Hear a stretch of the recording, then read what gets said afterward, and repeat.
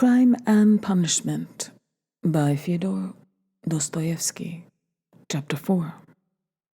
His mother's letter had been a torture to him, but as regards the chief fact in it, he had not felt one moment's hesitation, even whilst he was reading the letter. The essential question was settled and irrevocably settled in his mind. Never such a marriage while I am alive, and Mr. Lustin be damned. The thing is perfectly clear, he muttered to himself, with a malignant smile, anticipating the triumph of his decision. No, mother, no, Dunya, you won't deceive me. And then they apologize for not asking my advice and for taking the decision without me. I dare say. They imagine it is arranged now and can't be broken off. Ha! But we will see whether it can or not. A magnificent excuse. Pietro Petrovich is such a busy man that even his wedding has to be in post-haste, almost by express. No, Dunya, I see it all, and I know what you want to say to me. And I know, too, what you were thinking about when you walked up and down all night, and what your prayers were like before the Holy Mother of Kazan, who stands in Mother's bedroom. Bitter is the ascent to Golgotha. So, it is finally settled. You have determined to marry a sensible businessman, Advotya Romanovna, one who has a fortune, has already made his fortune, that is so much more solid and impressive, a man who holds 2 government posts, and who shares the ideas of most of our rising generation. As Mother writes, and who seems to be kind, as Dunya herself observes, that seems beats everything. And that very, Dunya, for that very seems is marrying him. Splendid, splendid. But I should like to know why Mother has written to me about our most rising generation. Simply as a descriptive touch, or with the idea of prepossessing me in favor of Mr. Lutzen. Oh, the cunning of them. I should like to know one thing more. How far they were open with one another that day and night, and all this time since. Was it all put into words, or did both understand that they had the same thing at heart and in their minds, so that there was no need to speak of it aloud, and better not to speak of it? Most likely it was partly like that. From Mother's letter, it's evident. He struck her as rude a little, and Mother in her simplicity took her observations to Dunya, and she was sure to be vexed and answered her angrily. I should think so. Who would not be angered when it was quite clear without any naive questions, and when it was understood that it was useless to discuss it? And why does she write to me? Love, Dunya Rodia, she loves you more than herself. Has she a secret conscience prick at sacrificing her daughter to her son? You are our one comfort. You are everything to us. Oh, Mother. His bitterness grew more and more intense, and if he had happened to meet Mr. Lutzen at the moment, he might have murdered him. Yes, that's true, he continued, pursuing the whirling ideas that chased each other in his brain. It is true that it needs time and care to get to know a man, but there is no mistake about Mr. Lutzen. The chief thing is he is a man of business and seems kind. That was something, wasn't it? To send the bags in big box for them. A kind man, no doubt about that. But his bride and her mother are to drive in a peasant's cart covered with sacking? I know, I have driven in it. No matter. It is only 90 versts, and then they can travel very comfortably, 3rd class, for 1,000 versts. Quite right, too. One must cut one's coat according to one's cloth. But what about you, Mr. Lutzen? She's your bride. You must be aware that her mother has to raise money on her pension for the journey. To be sure, it's a matter of business, a partnership for mutual benefit with equal shares in expenses, food and drink provided, but pay for your tobacco? The businessman has got the better of them, too. The luggage will cost less than their fares and very likely go for nothing. How is it that they don't both see all that? Or is it that they don't want to see?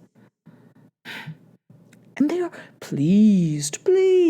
And to think this is only the first blossoming, and that the real fruits are to come. But what really matters is not the stinginess, is not the meanness, but the tone of the whole thing. For that will be the tone after marriage. It's a foretaste of it. And mother, too. Why should she be so lavish? What will she have by the time she gets to Petersburg? 3 silver rubles or 2 paper ones, as she says. That old woman. What does she expect to live upon in Petersburg afterwards? She had her reasons already for guessing that she could not live with Dunya after the marriage, even for the first few months. The good man has no doubt let slip something on that subject also, though mother would deny it. I shall refuse, says she. On whom is she reckoning, then? Is she counting on what is left of her 120 rubles of pension when Afanasy Ivanovitch's debt is paid? She knits woolen shawls and embroiders cuffs, ruining her old eyes. And all her shawls don't add more than 20 rubles a year to her 120. I know that. So, she's building all her hopes, all the time, on Mr. Lutzen's generosity. He will offer it of himself. He will press it on me. You may wait a long time for that. That's how it always is with these Schilleresque noble hearts. Till the last moment, every goose is a swan with them. Till the last moment, they hope for the best and will say nothing wrong. And although they have an inkling of the other side of the picture, yet they won't face the truth till they are forced to. The very thought of it makes them shiver. They thrust the truth away with both hands, until the man they deck out in false colors puts a fool's cap on them with his own hands. I should like to know whether Mr. Lutzen has any orders of merit. I bet he has the Anna in his buttonhole, and that he puts it on when he goes to dinner with contractors or merchants. He will be sure to have it for his wedding, too. Enough of him. Confound him. Well, mother, I don't wonder at it. It's like her. God bless her. But how could you, Dunya? Dunya, darling, as though I did not know you. You were nearly 20 when I saw you last. I understood you then. Mother writes that Dunya can put up with a great deal. I know that very well. I knew that 2 years and a half ago. For the last 2.5 years, I've been thinking about it, thinking of just that Dunya can put up with a great deal. If she could put up with Mr. Srivelchglov and all the rest of it, she can certainly put up with a great deal. And now, mother and she have taken it into their heads that she can put up with Lutzen, who propounds the theory of the superiority of wives raised from destitution and owing everything to their husband's bounty. Who propounds it, too, almost at the first interview. Granted that he let it slip. Though he is a sensible man, yet maybe it was not a slip at all, but he meant to make himself clear as soon as possible. But Dunya, she understands the man, of course, but she will have to live with the man. Why? She'd live on black bread and water. She would not sell her soul. She would not barter her moral freedom for comfort. She would not barter it for all the Schleswig-Holstein, much less Mr. Lutzen's money. No, Dunya was not that sort when I knew her. And she is still the same, of course. Yes, there's no denying.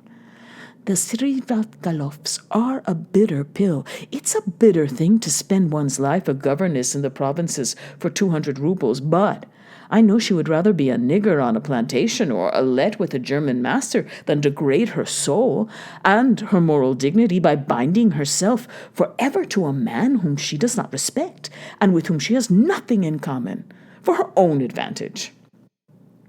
And if Mr. Lutzen had been of unalloyed gold or one huge diamond, she would never have consented to become his legal concubine. Why is she consenting then? What's the point of it? What's the answer? It's clear enough. For herself, for her comfort, to save her life, she would not sell herself, but for someone else she is doing it. For one she loves, for one she adores, she will sell herself. That's what it all amounts to, for her brother, for her mother. She will sell herself. She will sell everything. In such cases, we overcome our moral feeling if necessary. Freedom, peace, conscience, even all are brought into the market. Let my life go, if only for my dear ones may be happy. More than that, we become casuists. We learn to be Jesuitical, and for a time, maybe we can soothe ourselves. We can persuade ourselves that it's one's duty for a good object. That's just like us. It's as clear as daylight. It's clear that Rodion Romanovich Raskolnikov is the central figure in the business and no one else. Oh, yes. She can ensure his happiness, keep him in the university, make him a partner in the office, make his whole future secure. Perhaps he may even be a rich man later on, prosperous, respected, and may even end his life a famous man. But my mother? It's all Rochia, precious Rochia, her firstborn. For such a son, who would not sacrifice such a daughter? Oh, loving, over-partial hearts. Why, for his sake, would we not shrink even from Sonia's fate? Sonia Marmeladov, the eternal victim, so long as the world lasts.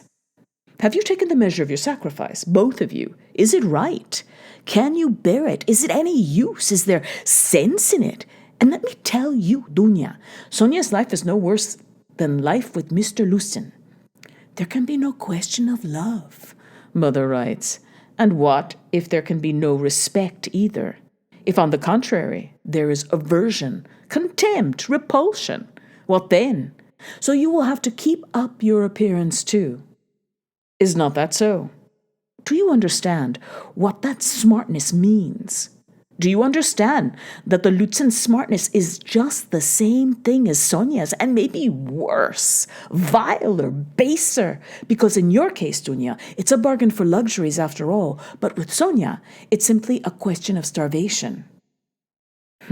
It has to be paid for. It has to be paid for. Dunya, this smartness. And what if it's more than you can bear afterwards? If you regret it?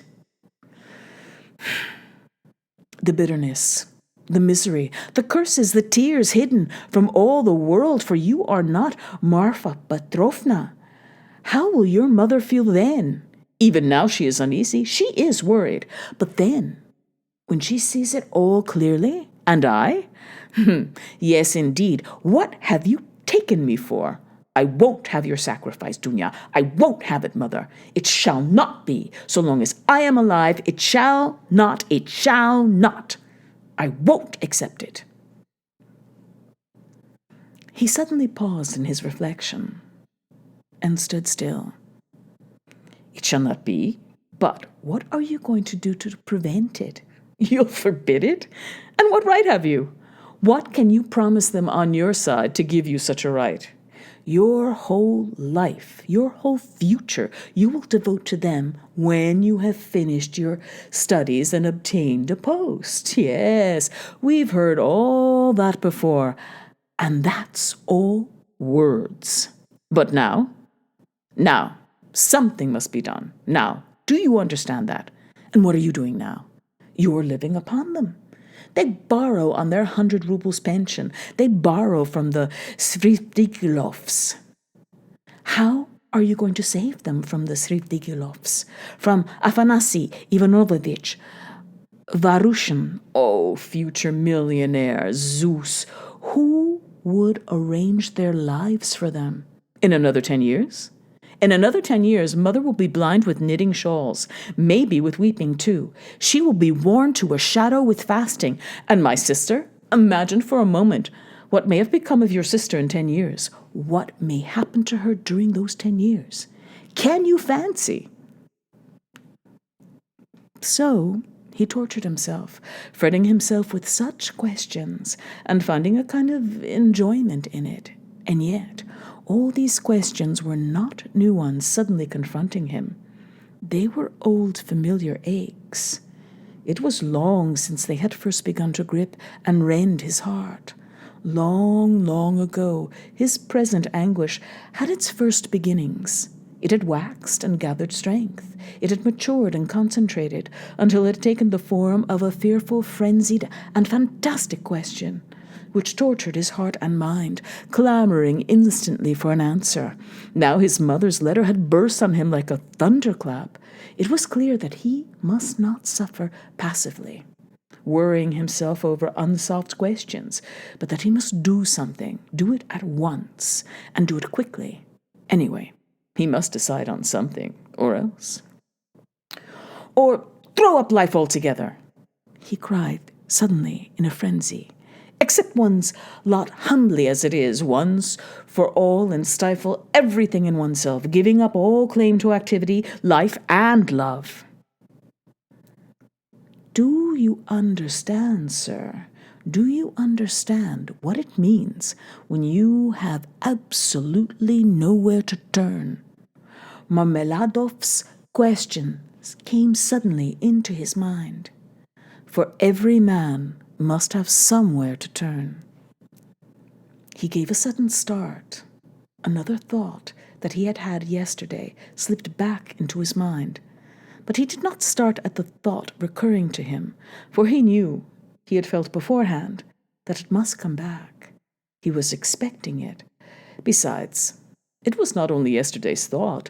The difference was that a month ago, yesterday even, the thought was a mere dream, but now it appeared not a dream at all. It had taken a new, menacing, and quite unfamiliar shape, and he suddenly became aware of this himself. He felt a hammering in his head, and there was a darkness before his eyes. He looked around hurriedly. He was searching for something. He wanted to sit down and was looking for a seat. He was walking along the Quai Boulevard. There was a seat about 100 paces in front of him. He walked towards it as fast as he could, but on the way he met with a little adventure which absorbed all his attention. Looking for the seat, he had noticed a woman walking some 20 paces in front of him, but at first he took no more notice of her than of other objects that crossed his path. It had happened to him many times going home not to notice the road by which he was going, and he was accustomed to walk like that.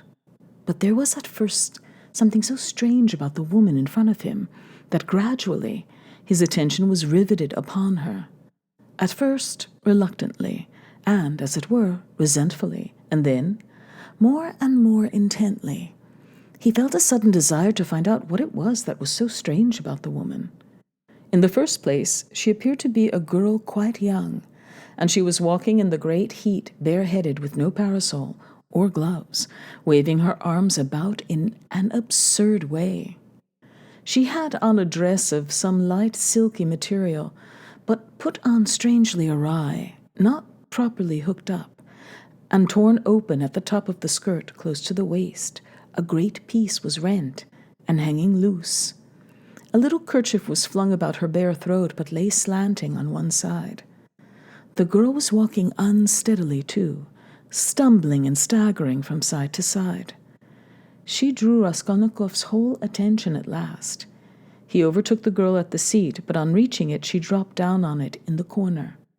She let her head sink on the back of the seat and closed her eyes, apparently in extreme exhaustion. Looking at her closely, he saw at once that she was completely drunk.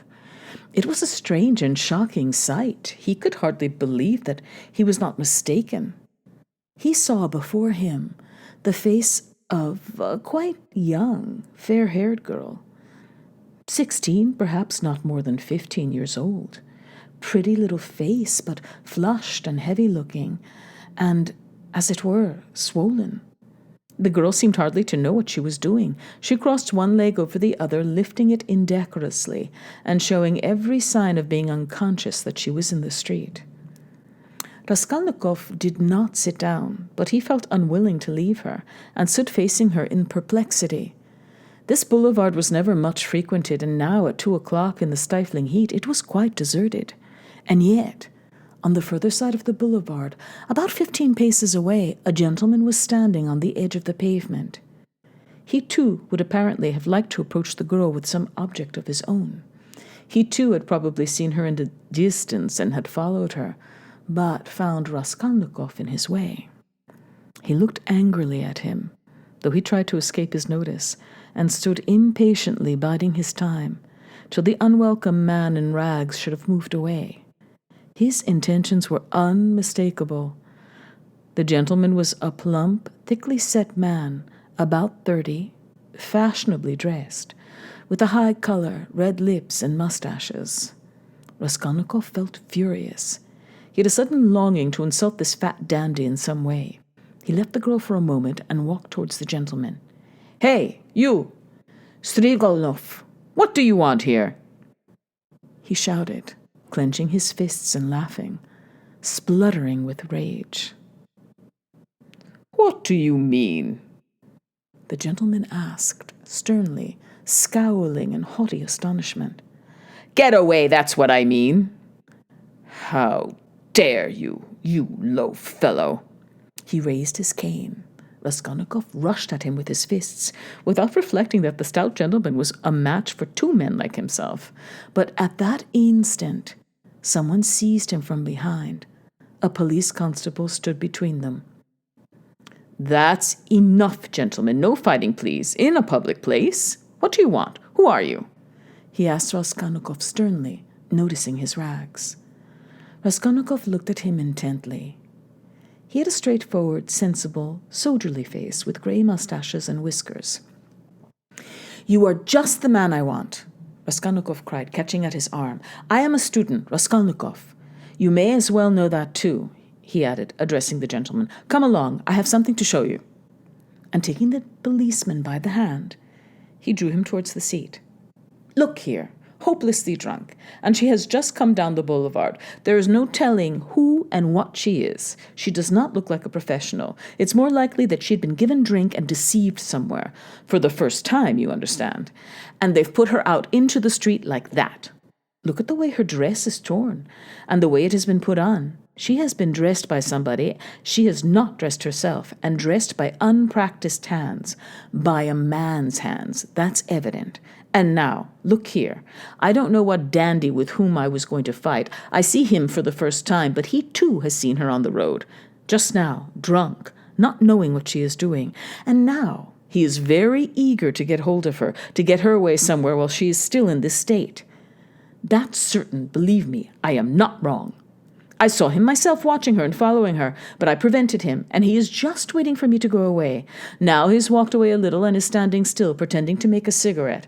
Think how we can keep her out of his hands, and how are we to get her home?" The policeman saw it all in a flash.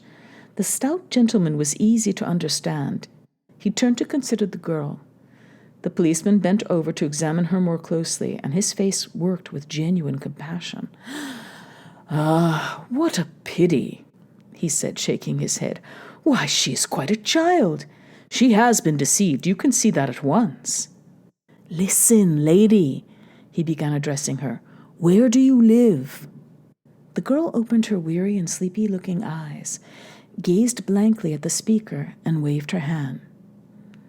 "Here," said Raskolnikov, feeling in his pocket and finding 20 kopecks. "Here, call a cab and tell him to drive her to her address. The only thing is to find out her address." Missy, the police began again, taking the money. "I'll fetch you a cab and take you home myself. Where shall I take you, huh? Where do you live?" "Oh, way. They won't let me alone," the girl muttered, and once more waved her hand. Ach, how shocking! It's shameful, Missy. It's a shame." He shook his head again, shocked, sympathetic, and indignant. "It's a difficult job," the policeman said to Raskolnikov, and as he did so, he looked him up and down in a rapid glance. He too must have seemed a strange figure to him, dressed in rags and handing him money. Did you meet her far from here? He asked him. I tell you, she was walking in front of me, staggering, just here, in the boulevard. She only just reached the seat and sank down on it. The shameful things that are done in the world nowadays. God have mercy on us. An innocent creature like that, drunk already. She has been deceived, that's a sure thing. See how her dress has been torn too. The vice one sees nowadays. And as likely as she not belongs to gentlefolk too. Poor ones, maybe. There are many like that nowadays. She looks refined too, as though she were a lady. And he bent over her once more. Perhaps he had daughters growing up like that, looking like ladies and refined, with pretensions to gentility and smartness. The chief thing is, Raskolnikov persisted, to keep her out of this scoundrel's hands. Why should he outrage her? It's as clear as day what he's after. The brute, he's not moving off. Raskolnikov spoke aloud and pointed to him. The gentleman heard him and seemed about to fly into a rage again, but thought better of it and confined himself to a contemptuous look. He then walked slowly another 10 paces away and again halted. Keep her out of his hands we can, said the constable thoughtfully. If only she'd tell us where to take her. But as it is, Missy, hey, Missy. He bent over her once more. She opened her eyes fully all of a sudden, looked at him intently, as though realizing something, got up from the seat and walked away in the direction from which she had come. Oh, shameful wretches, they won't let me alone, she said, waving her hand again. She walked quickly, though staggering as before. The dandy followed her, but along another avenue, keeping his eye on her. Don't be anxious. I won't let him have her, the policeman said resolutely, and he set off after them. The vice one sees nowadays, he repeated aloud, sighing. At that moment, something seemed to sting Raskolnikov. In an instant, a complete revulsion of feeling came over him. Hey, here! He shouted after the policeman. The latter turned around. Let them be. What is it to do with you? Let her go. Let him amuse himself, he pointed at the dandy. What is it to do with you? The policeman was bewildered and stared at him open-eyed. Raskolnikov laughed. Well, ejaculated the policeman, with a gesture of contempt, and he walked after the dandy and the girl, probably taking Raskolnikov for a madman or something even worse. He has carried off my 20 kopecks, Raskolnikov murmured angrily when he was left alone. Well, let him take as much from the other fellow to allow him to have the girl, and so let it end. And why did I want to interfere? Is it for me to help? Have I any right to help? Let them devour each other alive. What is it to me? How did I dare to give him 20 kopecks? Were they mine? In spite of those strange words, he felt very wretched. He sat down on the deserted seat. His thoughts strayed aimlessly. He found it hard to fix his mind on anything at that moment. He longed to forget himself altogether, to forget everything, then to wake up and begin life anew. Poor girl, he said, looking at the empty corner where she had sat. She will come to herself and weep, and then her mother will find out. She will give her a beating, a horrible, shameful beating, and then maybe turn her out of doors. And even if she does not, the Daria Fratsnovas will get wind of it, and the girl will soon be slipping out on the sly, here and there. Then there will be the hospital directly. That's always the luck of those girls with respectable mothers who go wrong on the sly. And then again the hospital, drink, the taverns, and more hospital. In 2 or 3 years a wreck, and her life over at 18 or 19.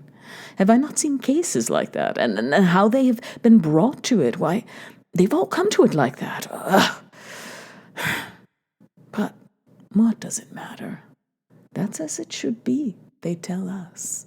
A certain percentage, they tell us, must every year go that way. To the devil, I suppose, so that the rest may remain chaste and not be interfered with.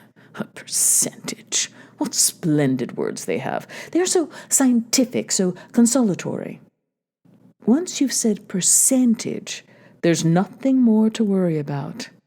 If we had another word, maybe we might feel more uneasy. But what if dunya were one of the percentage? Of another one, if not that one? But where am I going? He thought suddenly. Strange, I came out for something. As soon as I had read the letter I came out, I was going to Dostoevsky Ostrov, to Rasuhimin. That's what it was. Now I remember. What for, though? And what put the idea of going to Ratsuhimin into my head just now? That's curious. He wondered at himself. Ratsuhimin was one of his old comrades at the university. It was remarkable that Raskolnikov had hardly any friends at the university. He kept aloof from everyone, went to see no one, and did not welcome anyone who came to see him. And indeed, everyone soon gave him up. He took no part in the students' gatherings, amusements, or conversations. He worked with great intensity without sparing himself, and he was respected for this, but no one liked him. He was very poor, and there was a sort of haughty pride and reserve about him, as though he were keeping something to himself. He seemed to some of his comrades to look down upon them all as children, as though he was superior in development, knowledge, and convictions, as though their beliefs and interests were beneath him. With Ratsumihin he had got on, or at least he was more unreserved and communicative with him. Indeed, it was impossible to be on any other terms with Ratsumihin.